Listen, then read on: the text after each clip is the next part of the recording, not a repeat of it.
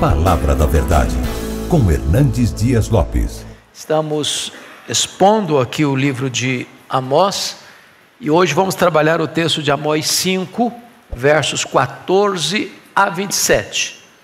Peço que você abra sua Bíblia no texto. Amós 5, 14 a 27.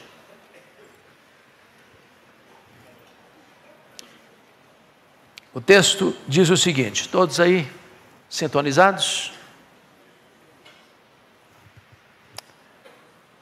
Buscai o bem e não o mal, para que vivais, e assim o Senhor, o Deus dos exércitos, estará convosco, como dizeis. Aborrecei o mal e amai o bem, e estabelecei na porta o juízo. Talvez o Senhor, o Deus dos exércitos, se compadeça do restante de José. Portanto, assim diz o Senhor Deus dos exércitos: em todas as praças haverá pranto, e em todas as ruas dirão ai, ai, e ao lavrador chamarão para o pranto, e para os choros que sabem prantear. Em todas as vinhas haverá pranto, porque passarei pelo meio de ti, diz o Senhor. Ai de vós que desejais o dia do Senhor. Para que desejais vós o dia do Senhor? É dia de trevas e não de luz? Como se um homem fugisse de diante do leão e se encontrasse com ele o urso, ou como se entrando em casa, encostando a mão à parede, fosse mordido de uma cobra. Não será, pois, o dia do Senhor trevas e não luz? Não será completa escuridão sem nenhuma claridade? Aborreço, desprezo as vossas festas, e com as vossas assembleias solenes não tenho nenhum prazer. E ainda que me ofereçais holocaustos e vossas ofertas de manjares, não me agradarei deles, nem atentarei para as ofertas pacíficas de vossos animais cevados. Afasta de mim o estrépito dos teus cânticos, porque não ouvirei as melodias das tuas liras. Antes corra o juízo como as águas, e a justiça como o ribeiro perene. Apresentastes-me vós sacrifício e ofertas de manjares no deserto por 40 anos, ó casa de Israel. Sim, levaste Sicute, vosso rei, Quium, vossa imagem, e o vosso Deus estrela, que fizestes para vós mesmos. Por isso vos desterrarei para além de Damasco, diz o Senhor, cujo nome é Deus dos exércitos. Meus irmãos, eu quero conversar então com vocês nesta manhã sobre o tema: quando a religião perde o seu poder. Quando a religião perde o seu poder. Bom, nós não poderíamos começar esta fala a não ser retrocedendo a Salomão. Vocês bem sabem que Salomão começa muito bem o seu reinado de 40 anos, mas encerra o seu mandato de forma trágica. Trágica.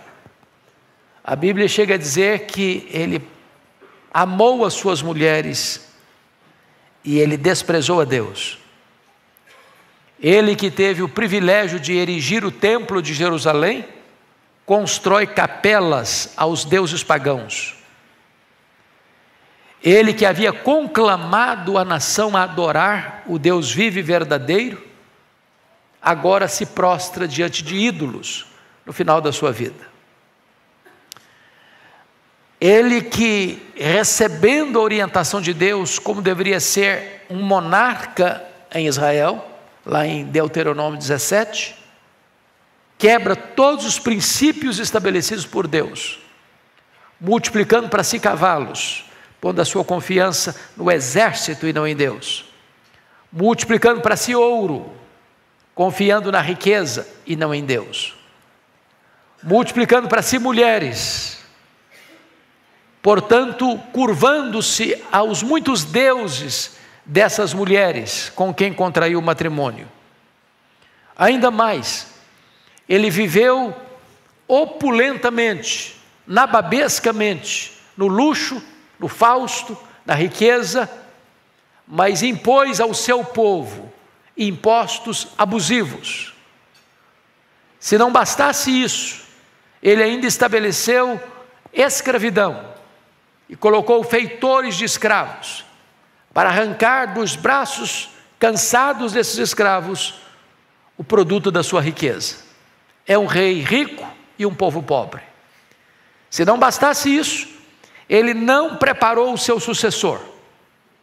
Seu filho Roboão, herdeiro do trono, nasceu um ano antes de Salomão assumir o poder. Portanto, o menino viveu e cresceu no fausto, no luxo, na fartura, na riqueza, na exuberância, e não estava preparado para governar.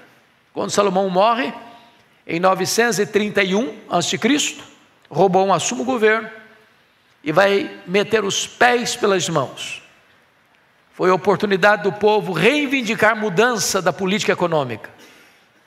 Foi o tempo do povo reivindicar alívio dos tributos e impostos. O povo não aguentava mais pagar a conta. Vocês muito bem sabem disso. Não tem almoço de graça. Se alguém está comendo de graça, alguém está pagando. Para o governo ter luxos exorbitantes, alguém está pagando a conta. Para os governantes viverem nababescamente, alguém está ralando. Então, quando reivindicaram de Roboão alívio dos impostos, insensatamente ele disse: eu vou aumentar os impostos. Eu vou tornar a vida de vocês ainda mais difícil, mais amarga. Se meu pai afligiu vocês com chicotes, eu vou afligir vocês com escorpiões. E isso levou uma rebelião das 10 tribos do norte, formando um outro reino, o reino de Israel, conhecido como Reino do Norte, às vezes chamado de Efraim, cuja capital mais tarde veio se tornar Samaria. Esse Reino do Norte durou 209 anos, começando em 931, com a morte de Salomão, até o cativeiro assírio, que ocorreu em 722 a.C. Nesse período de 209 anos, no Reino do Norte, um fato aconteceu. O rei que liderou esta cisão, o rei cismático chamado Jeroboão, denominamos de Jeroboão I, porque mais tarde vai ter um segundo Jeroboão, da dinastia de Jeú, que governou 41 anos, mais longo governo do Rei do Norte.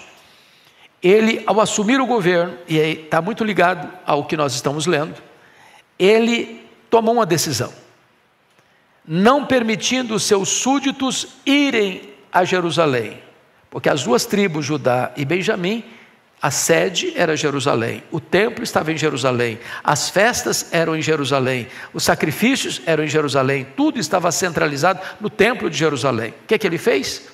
Ele disse para os seus súditos: eu vou criar novos templos.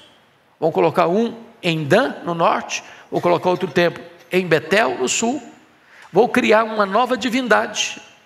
Fabricou 2 bezerros de ouro, colocou um em Dan, outro em Betel. Estabeleceu novo culto, novos sacerdotes, nova liturgia. E todos os 19 reis que governaram, de Jeroboão I até Oséias, que foi o último rei de Israel, todos, sem exceção, andaram nos caminhos de Jeroboão. Ou seja, nunca a idolatria ou a adoração aos bezerros de ouros cessou em Israel. Todos eles. Quem foram esses 19 reis? Jeroboão I, Nadab, Baasa, Elá, Zinri, Onri, Acabe, Acasias, Jorão, Jeú, Jeoacás, Jeroboão I, Jeoás. E agora entra Salum, Menahem, Pecaías, Peca e Oséias. Esses 19 reis, em 9 dinastias diferentes, se considerarmos Zinri, que só governa uma semana como uma dinastia, são 9, se tirarmos fica 8. Todos eles andaram nesse caminho de idolatria, todos. Vale destacar ainda que desses reis, vários deles foram assassinados. Nadab foi assassinado, Elá foi assassinado, Acabe foi assassinado, Jorão foi assassinado.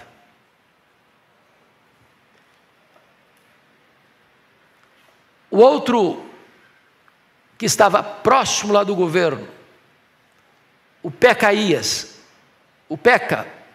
foi assassinado por Peca, o Peca foi assassinado por Oséias. Portanto, eu estou falando de 19 anos, de um reino, de um período que houve conspiração política, traições, tramas, derramamento de sangue no palácio.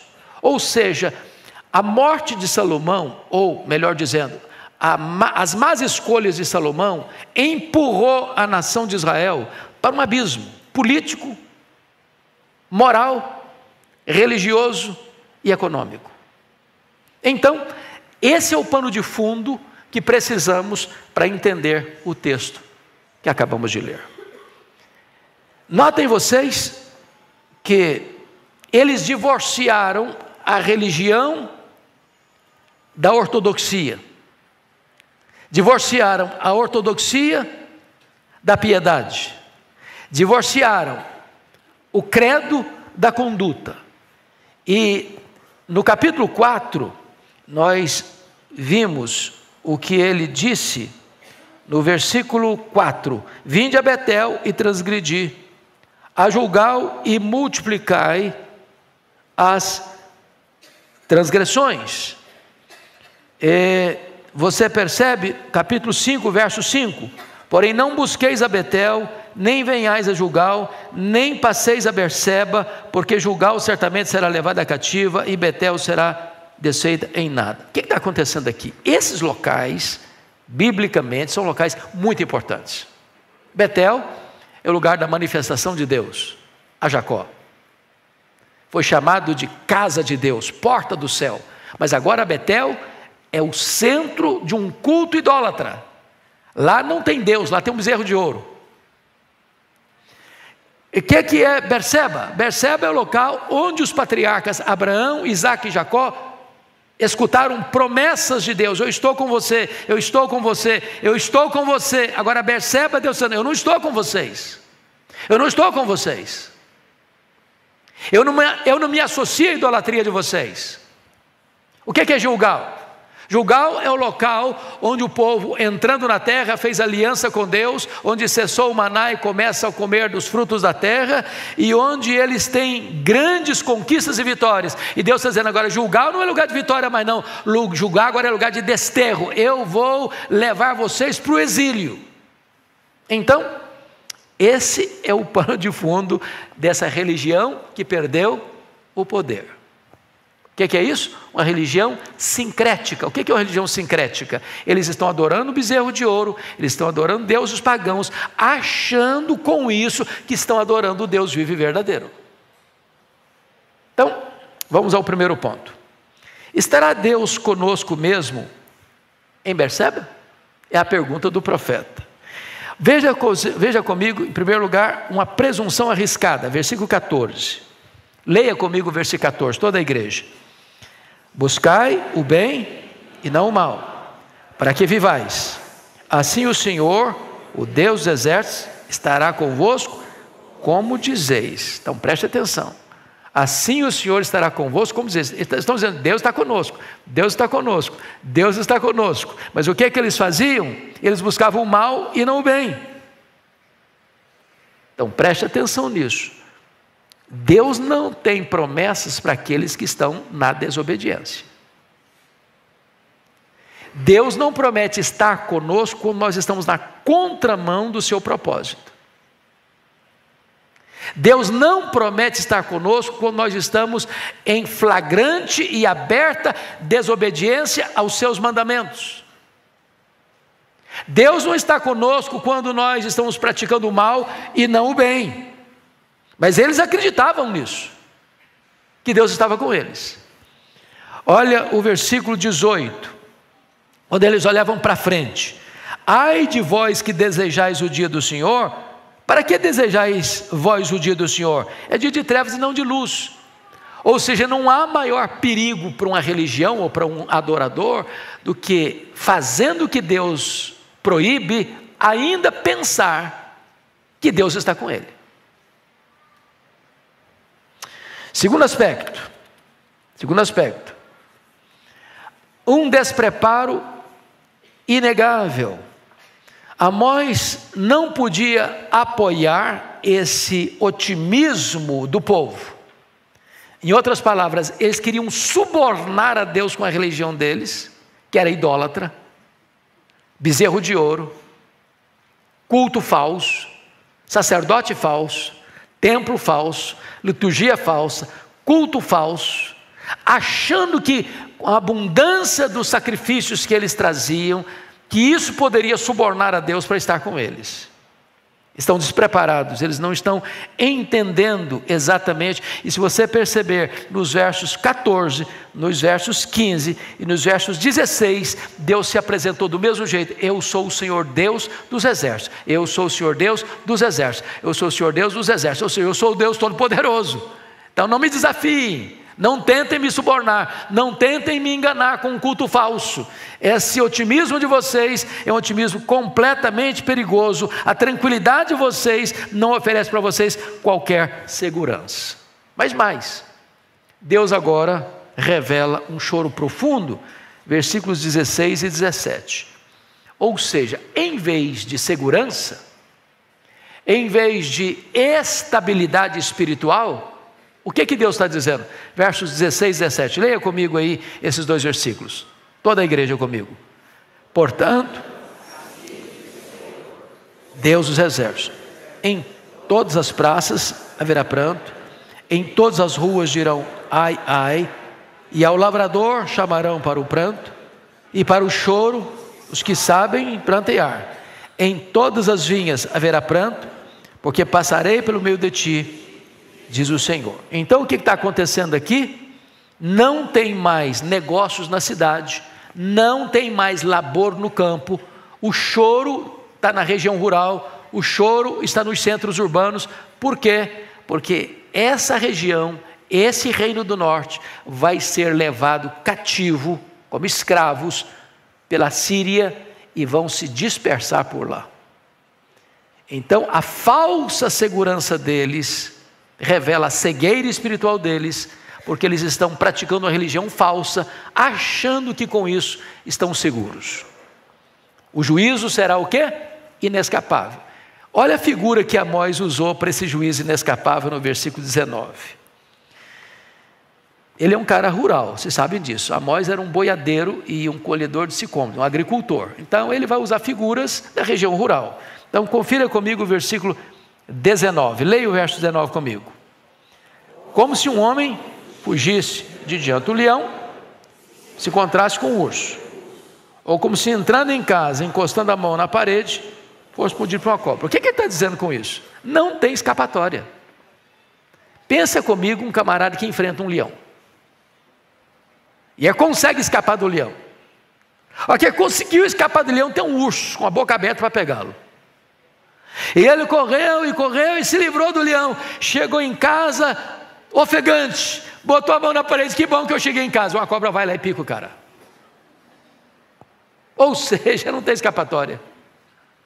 O juízo de Deus virá sobre as 10 tribos do norte, sobre o território de Israel, inescapavelmente. Essa é a ideia aqui do texto. Pois bem, e ele enfatiza de novo a falsa esperança do povo, versículo 18 e versículo 20. Leia o 18 comigo, por favor. Ai de vós que desejais o dia do Senhor. Para que desejais vós o dia do Senhor? É dia de trevas e não de luz. Versículo 20. Não será, pois, o dia do Senhor trevas e não luz? Não será completa escuridão, sem nenhuma claridade? Então veja você que eles estão o quê?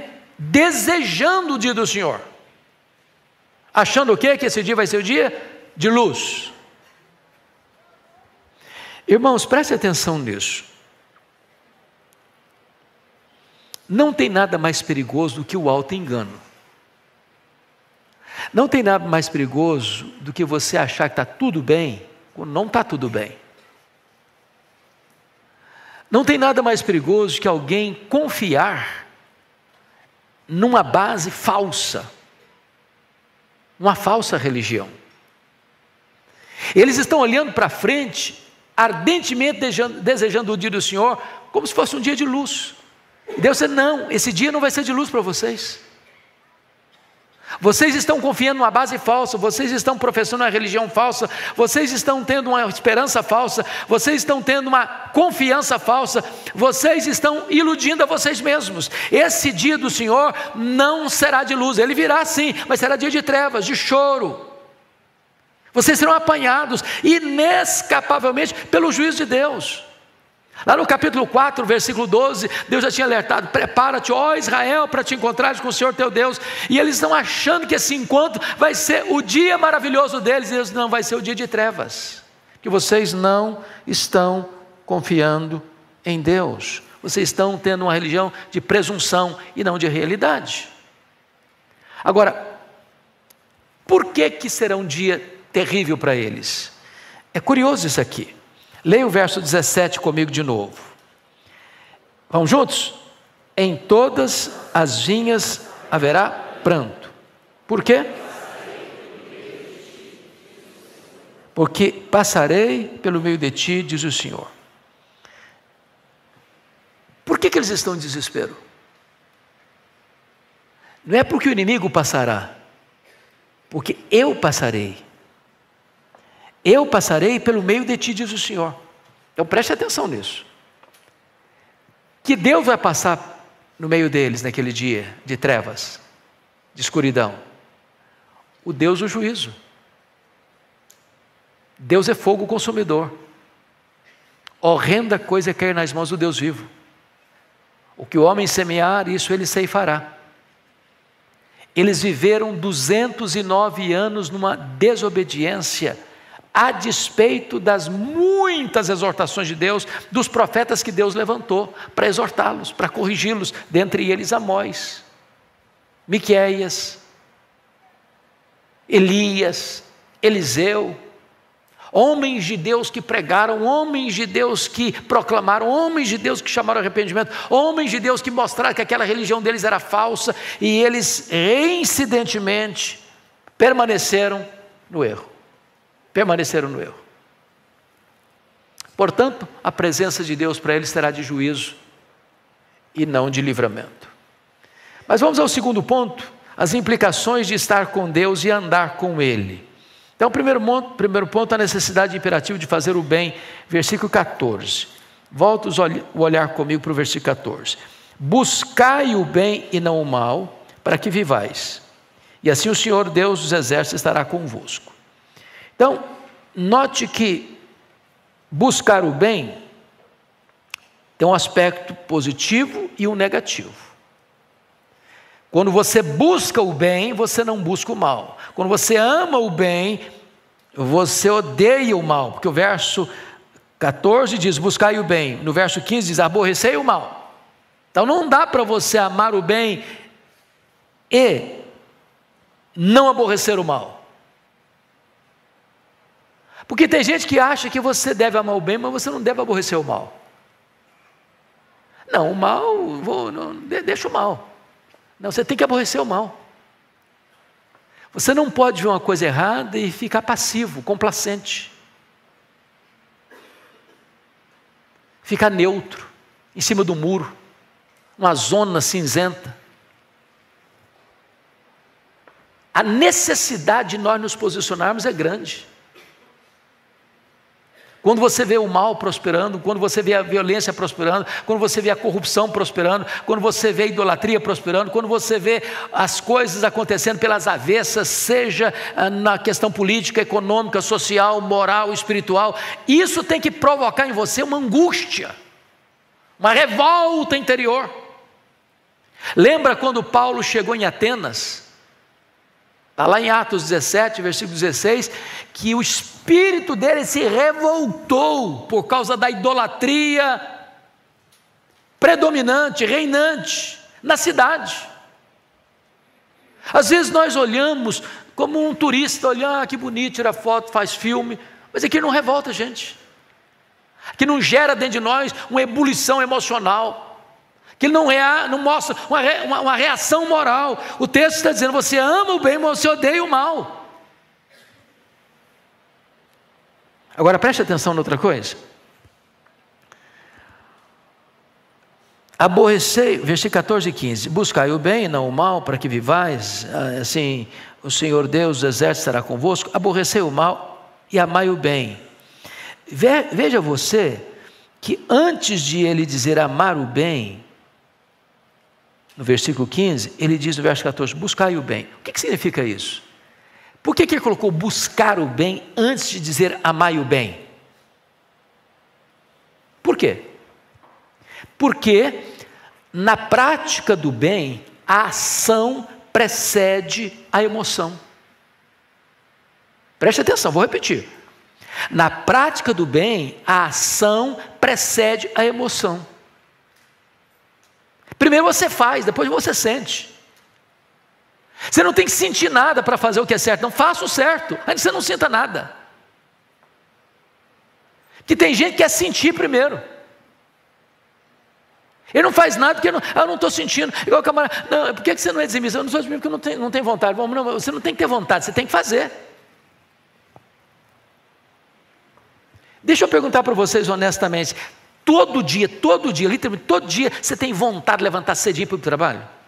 Ou tem dia que você dá vontade de falar, gente, mas por que eu tenho que ir para o trabalho hoje?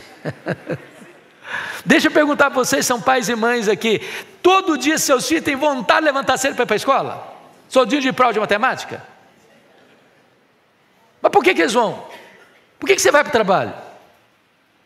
Porque o dever precede a emoção, a vontade.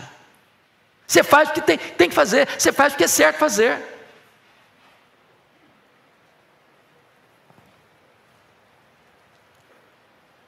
Não espere você ter vontade para fazer, faça e você terá vontade. Primeiro você pratica o bem, depois você ama o bem. Porque quando você faz, você acaba gostando de fazer. Convenhamos, tem dia que você vem para a igreja por compromisso? Ou todo dia você está assim, hiper motivado? Você conhece aquele fato do rapaz que dormia até tarde e era difícil tirá-lo da cama? E a mãe foi acordar o filho, já grande. Falou, meu filho, acorda, vambora, levanta. Falou, mãe, mas eu não estou com vontade. Mas hoje é domingo, meu filho, tem que ir para a igreja. Mas mãe, eu não estou com vontade, me dê pelo menos 2 razões para eu levantar. Primeiro, porque hoje é domingo, segundo, porque você é o pastor da igreja, varão.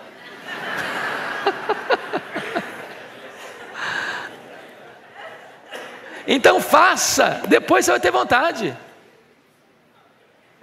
Eu já vim algumas vezes para a igreja, irmãos, que o meu corpo estava dizendo, não vá, hoje fica, descansa, vai dormir mais cedo. Aí você vem, nesses dias é que Deus te renova mais ainda.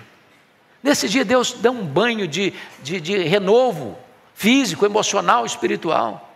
Faça, e depois vem à vontade. Primeiro você busca o bem, depois você ama o bem. Terceiro, a prática do bem implica em mudança do tecido social. Olha o versículo 15 comigo. Leia o 15 comigo, vamos lá. Aborrecei o mal e amai o bem, e estabelecei na porta o juízo. Talvez o Senhor Deus dos exércitos se compadeça do restante de José. Então preste atenção aqui. Religião que não muda o tecido social da nação é uma falsa religião. Você sabe que o IBGE, nas suas pesquisas aí, já está dizendo que o Brasil está chegando a 30% de evangélicos. A pergunta é, temos sido o sal que coíbe a decomposição?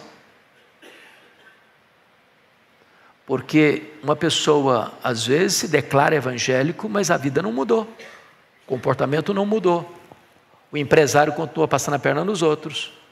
O empregado continua fazendo corpo mole e não dando o seu melhor. Nos seus negócios, as coisas não são tão limpas, não são tão claras. O político é evangélico, mas ele às vezes está envolvido nas mesmas tramas de corrupção. Então, o texto está dizendo que você precisa estabelecer na porta o juízo. E a porta, por que ele está falando isso? Porque naquela época os tribunais ocorriam na porta da cidade. A porta da cidade era o centro nevrálgico do poder judiciário, onde as causas do povo eram julgadas. O que Deus está dizendo é que se você vai para o templo e adora e faz muita coisa e oferece muito sacrifício, e a liturgia é muito pomposa e tem muita coisa acontecendo, mas lá não se exerce justiça, lá não se faz justiça, lá o oprimido acontece, a opressão acontece, lá a corrupção acontece, esse culto aqui não vale nada para Deus. Deus está mais interessado que aconteça justiça na rua do que aconteça cânticos no templo.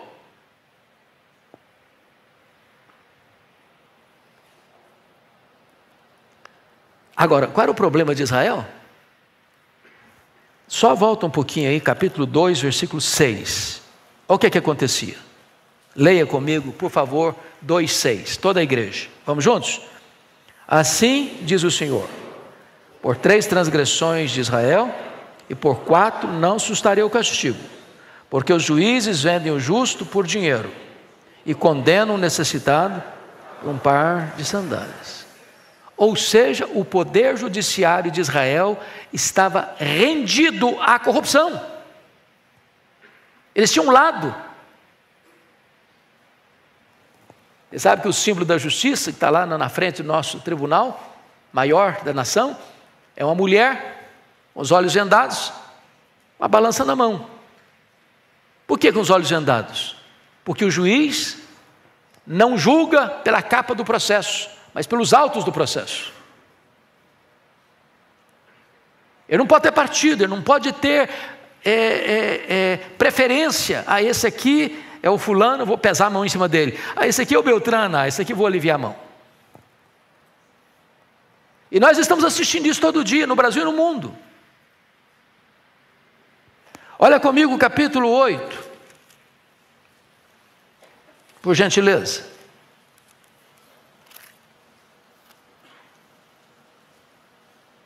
Versículos 4 a 6, leia comigo. O que estava acontecendo lá em Israel? Ouvi isto, vós que tendes gana contra o necessitado, e destruís os miseráveis da terra, dizendo: quando passará a festa da lua nova, para vendermos os cereais, e o sábado, para abrirmos os celeiros de trigo, diminuindo o efa, aumentando o ciclo, e procedendo dolosamente com balanças enganosas, para comprarmos os pobres por dinheiro, e os necessitados por um par de sandálias, e vendermos o refúgio do trigo.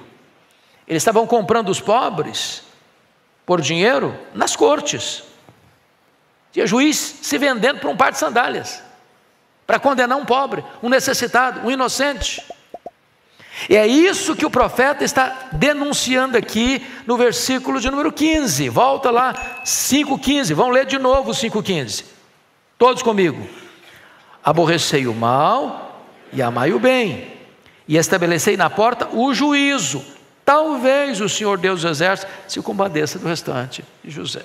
Ou seja, se permanecer a corrupção, a injustiça, a violência aos direitos humanos lá nos tribunais, não venham querer me subornar com esse culto de vocês, porque eu não vou aceitá-lo. Não vou aceitá-lo. Portanto, a prática do bem produz vida verdadeira. Olha o que está escrito no versículo de número 14. Buscai o bem e o mal para que vivais. Ou seja, procurar o mal e não o bem é para que morrais. A vida, e eu não estou falando de vida física, vida biológica, eu estou falando mais do que isso, de vida espiritual, de vida com Deus, de vida eterna. Então não se separa a religião da prática do bem.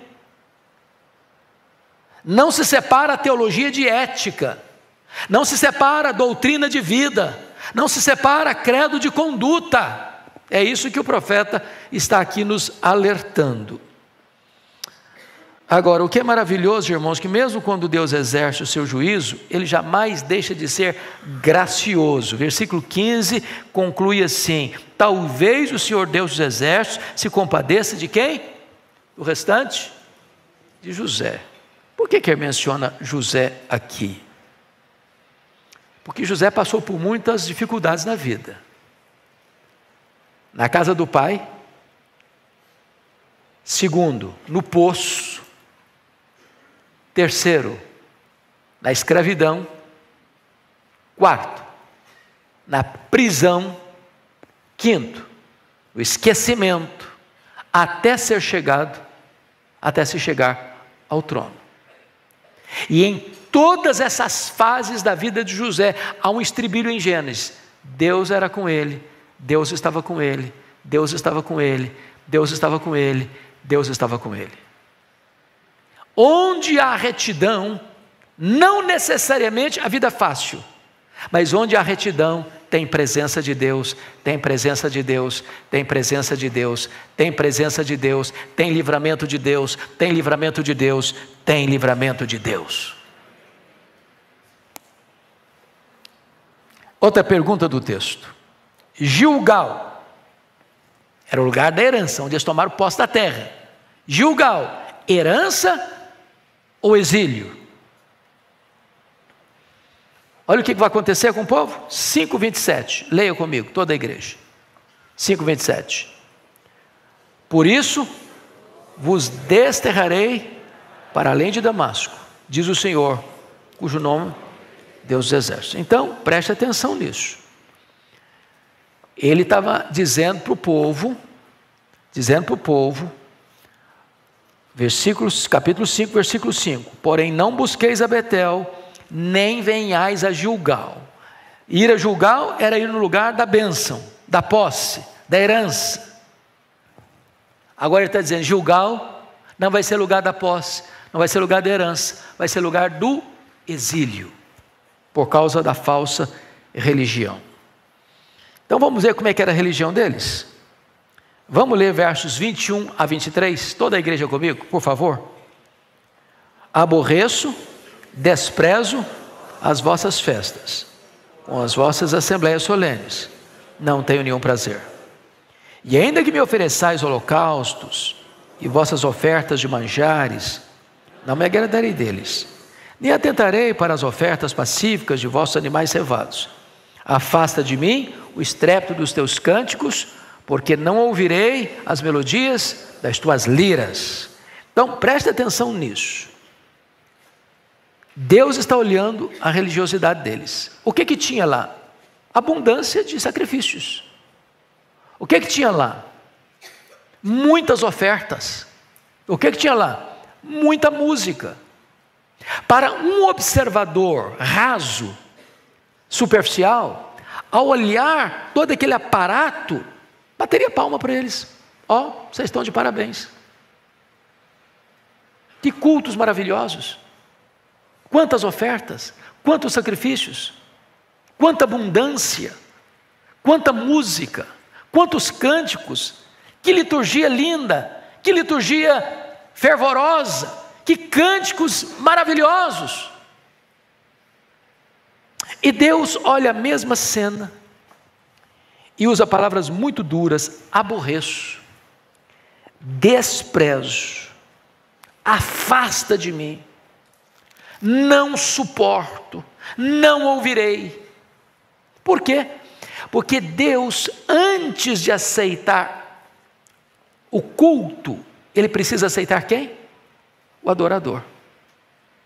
Antes de aceitar a oferta, Ele precisa aceitar quem? O ofertante. Então, o que se passa aqui dentro desse santuário não é o que agrada a Deus, se a vida que me precede a entrada nesse santuário não está em sintonia com a vontade de Deus. Solene alerta.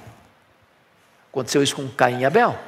Deus não aceitou Caim e não aceitou a oferta. Deus aceitou Abel e aceitou a oferta. Aconteceu isso com Rofini e Finéias, lembram? Estavam numa guerra e eles pensaram, é a arca da aliança que não está aqui, vão levar a arca da aliança. Aí levaram a arca da aliança. Já tinham sofrido uma perda de 3.000 homens. Agora 30.000 homens morrem. Porque o problema não era a arca, mas quem carregava a arca. Isso aconteceu, diz a Escritura, lá no profeta Isaías, capítulo 1. Deus está dizendo, eu aborreço esses rituais de vocês. Eu aborreço porque vocês não me conhecem. O boi conhece o seu dono, mas vocês não me conhecem. Isso aconteceu lá com o profeta Malaquias, capítulo 1, versículo 10, a ponto de dizer, é melhor vocês fecharem a porta da igreja do que apresentarem para mim sacrifícios que eu abomino. Então, isso não é uma mensagem dura que Amós entregou à sua nação 700 anos antes de Cristo. Essa é uma mensagem que confronta o meu coração, o seu coração, o nosso coração. Há muita religiosidade sem nenhuma vida. Agora veja você que o desgosto de Deus tem a ver com um culto que tem empolgação, mas não tem transformação. Eu fico imaginando, irmãos, com a cena que ele mostra aqui, festas, assembleias solenes, holocaustos, ofertas de manjares, música estridente, melodias, tudo isso faz parte de uma liturgia. Tudo isso pode ser agradável. Mas o que é que precisa para que essas cerimônias todas sejam agradáveis? Que a vida do adorador esteja em sintonia com a santidade, com o projeto de Deus. Mas pior do que isso, e eu vou abordar isso aqui a pouquinho, é que o problema deles é que a prática da justiça deveria preceder o ritual religioso. Veja comigo os versos 23 e 24. Vamos ler em voz alta, 23 e 24. Afasta de mim os tempos dos teus cânticos, porque não ouvirei a melodia das tuas liras. Antes, corra o juízo como as águas, e a justiça como o ribeiro perene. Então vamos entender isso aqui. Liturgicamente eles eram avivados, mas eticamente reprovados. O que é que eles tinham? Carisma. O que é que eles não tinham? Caráter. Eles cantavam bonito, mas para Deus era um barulho insuportável. O que Deus estava querendo deles? Mais sacrifícios? Mais holocaustos? Mais ofertas de manjares? Mais música? Não. Verso 24, antes, em vez disso, corra o juízo como as águas e a justiça como o ribeiro perene. Qual era o problema de Israel? Qual era o problema de Israel? Culto divorciado da vida. Qual era o problema de Israel? A estrutura foi montada para que os ricos ficassem mais ricos, com casas de marfins. As mulheres foram chamadas por ele, Amós, de vacas de Bazã. Se fosse hoje dava processo. Diziam para os seus maridos, dai cá e bebamos, pega mais, explora mais, rouba mais, corrompe mais, nós queremos viver nababescamente, deixa os caras ralar por lá.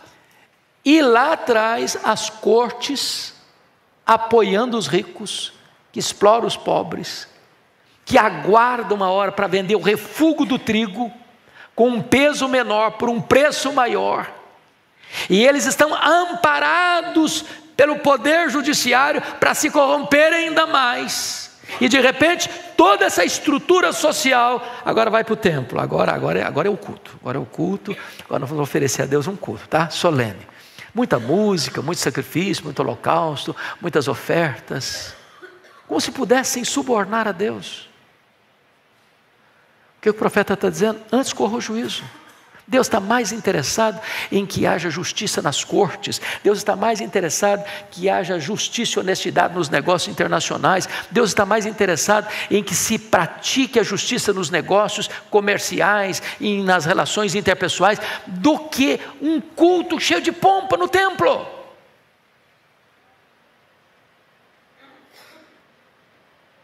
Agora pense comigo, meus amados, que retidão de vida e não abundância de rituais é o que agrada a Deus. Para um pouquinho para pensar na religiosidade evangélica brasileira.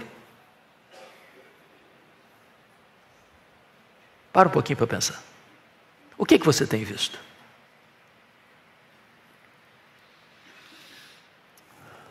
Talvez muita abundância de rituais.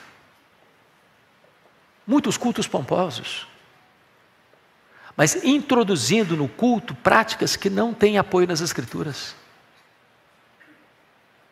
E você vai ver a introdução de muitas músicas na igreja que também não tem base bíblica. E você vai ver muitos rituais que, embora pomposos e agradem o gosto da freguesia, não estão biblicamente fundamentados.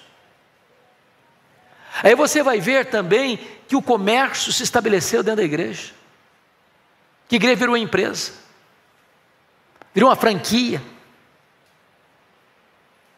onde tem pastor que vende a igreja de porteira fechada, o templo, os membros, os móveis, que a igreja é dele, onde o púlpito virou um balcão, onde o evangelho virou um produto, onde o templo virou uma praça de negócio, onde os crentes se transformaram em consumidores, e onde o objetivo de tudo é o lucro. Não é diferente de Samaria. E Deus não se impressiona com números, e Deus não se impressiona com multidões, e Deus não se impressiona com sacrifícios abundantes. Deus quer que corra o juízo e a justiça, a verdade, a ortodoxia, a ortopraxia. Esse é o culto que agrada a Deus. Mas, me permita encerrar.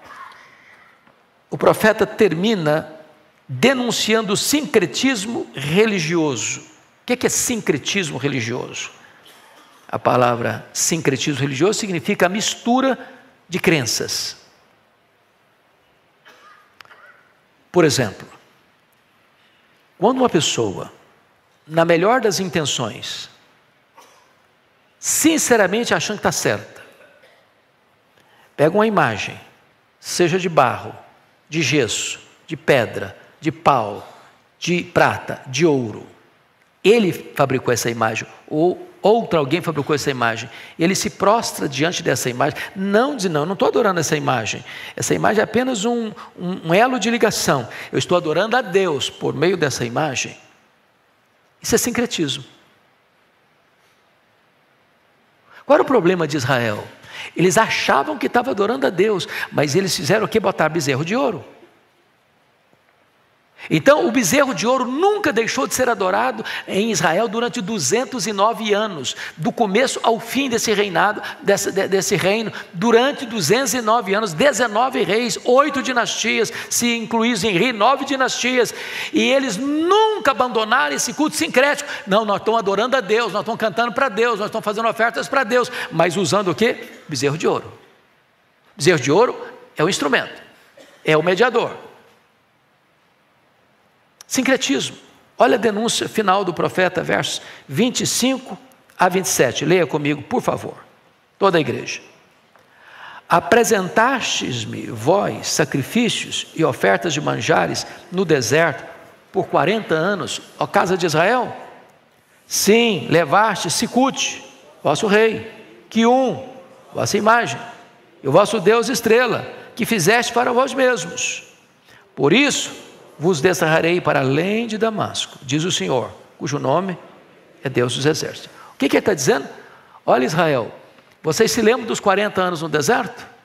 Pois é, vocês caminharam pelo deserto e vocês fizeram imagens de adoração para vocês.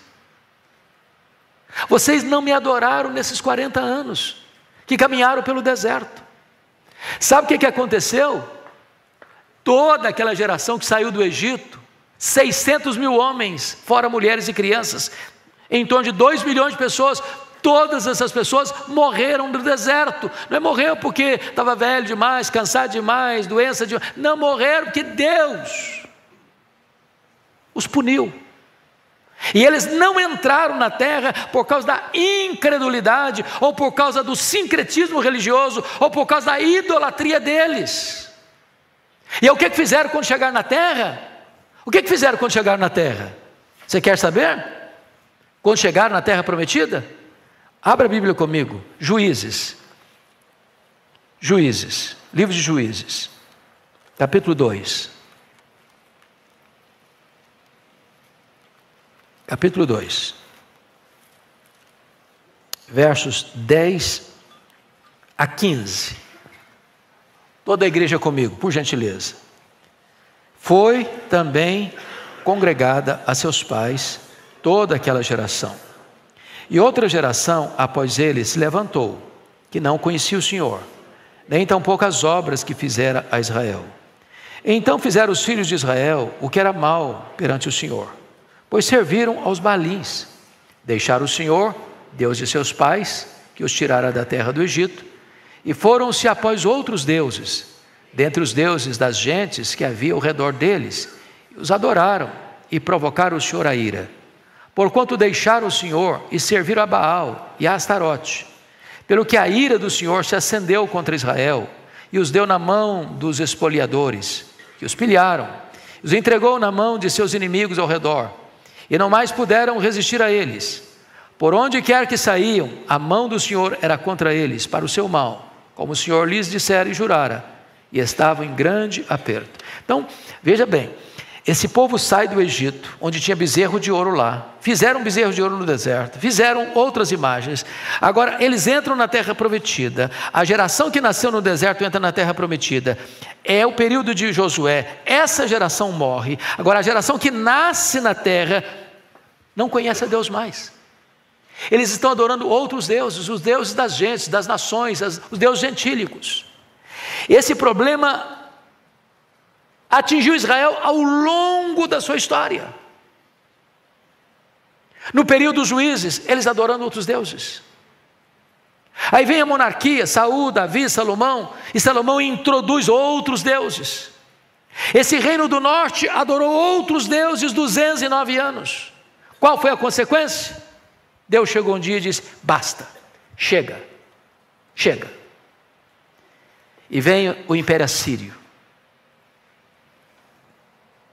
e domina Samaria, e leva embora esse povo para a escravidão. E mais, Sargão II, depois de levar o povo para a escravidão, trouxe outros povos para habitar nessa terra, com os poucos que ali ficaram, e formou-se um outro povo chamado samaritano, que continuou com o culto sincrético, com um templo rival em Gerizim, com deuses rivais. A idolatria se agarrou a esse povo, e aí foi a sua ruína.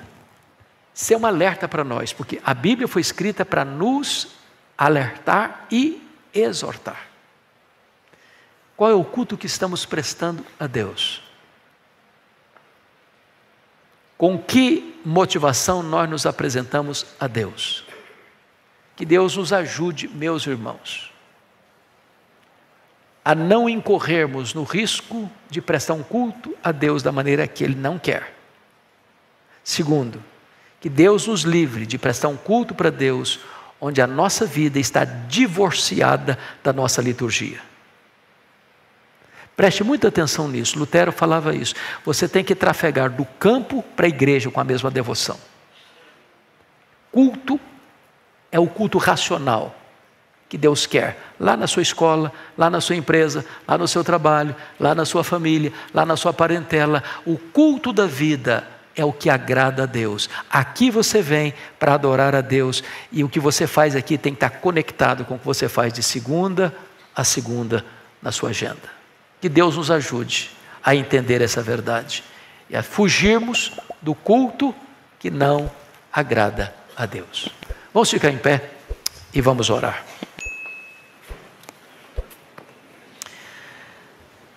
Senhor, nós te agradecemos pelo alerta da tua palavra. Nós te agradecemos porque ela não se adequa a nós, ao nosso gosto, à nossa preferência. Ela requer de nós que nos adequemos a ela. Rogamos-te, meu Deus, que tu nos livres da idolatria, do sincretismo religioso, que tu nos livres da prática da injustiça, que tu nos dês um coração quebrantado, humilde, honesto, que te adore em espírito e em verdade. Abençoa o teu povo, fortalece a tua igreja e reaviva o nosso coração, para nós te buscarmos de todo o nosso coração e te adorarmos como tu requeres ser adorado. Oramos em nome de Jesus. Amém.